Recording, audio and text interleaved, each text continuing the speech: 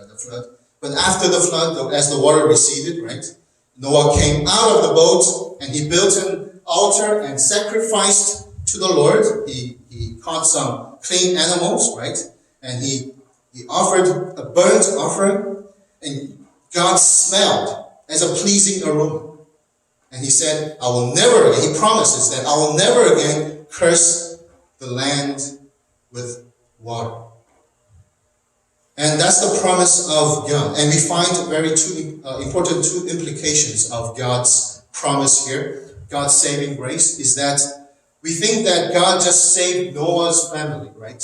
When you are faithful, God delivers, he bestows his grace, and upon them, God will protect them and deliver them. And that's what we know as Christians. But we have to also understand that God did not only save Noah, but God also saved the animals. Right?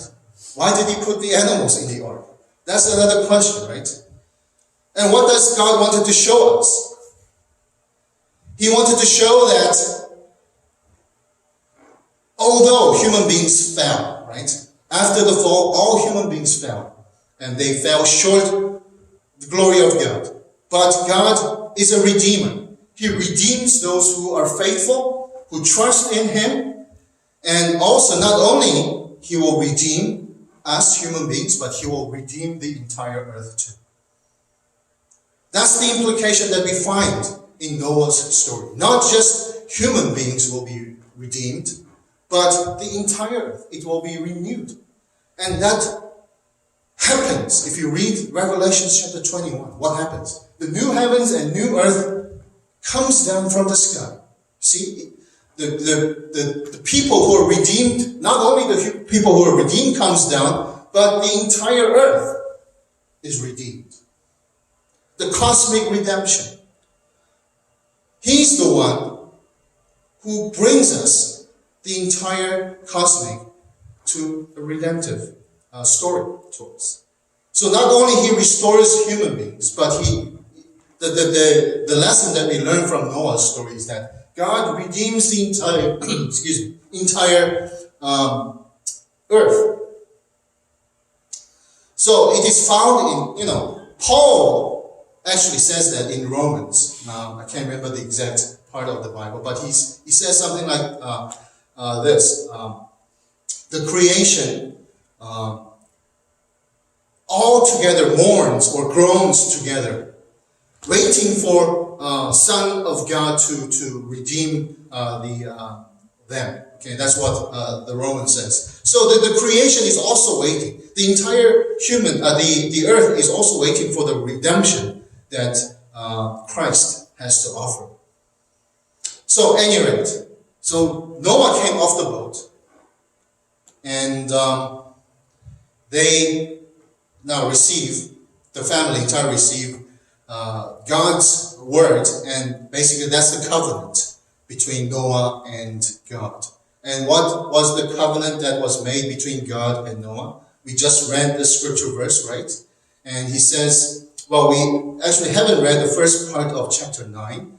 Chapter 9, if you read the first part, it says, be fruitful and multiply and fill the earth. And the fear of you and the dread of you shall be upon the beast of the earth and upon the bird of the heavens. And so forth, he makes the promise, right?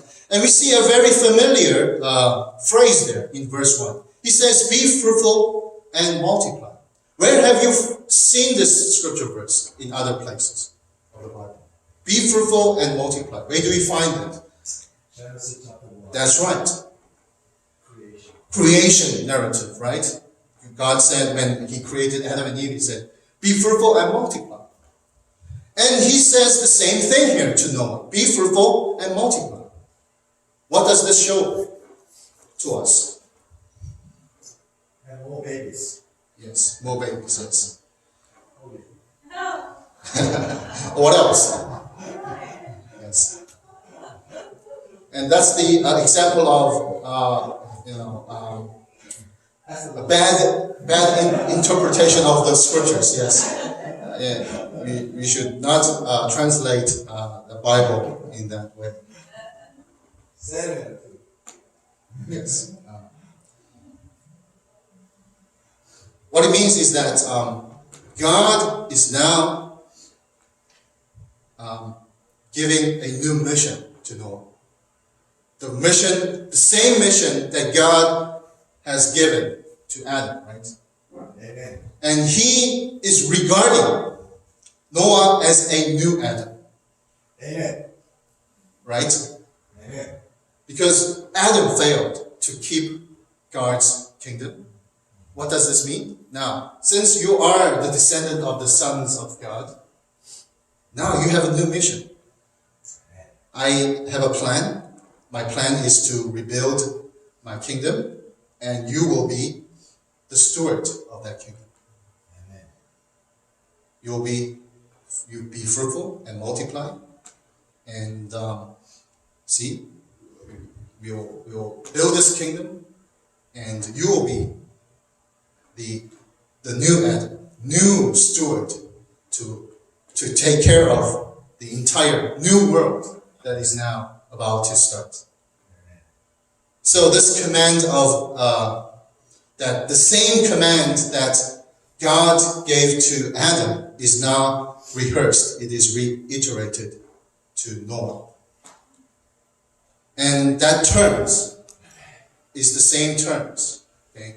If you don't keep that covenant, you will surely die too. Well, obviously we don't see that here in chapter 9, but that spirit is still there. But the difference is, Noah is under grace. Adam was not under grace. He was banned. He was kicked off, right? But after Adam's time, God has given this new concept of grace. So that's why we call these eras the covenant of grace. And as a evidence, what does God add to this covenant? He shows a sign, right? And what was the sign of that covenant?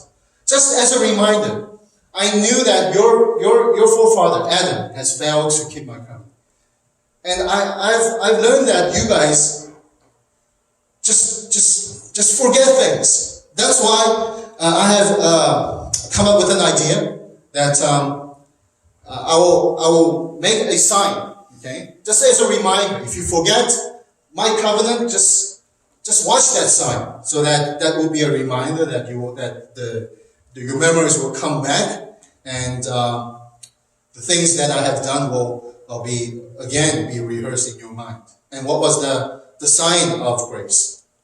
It was a rainbow, right? Rainbow. Wow.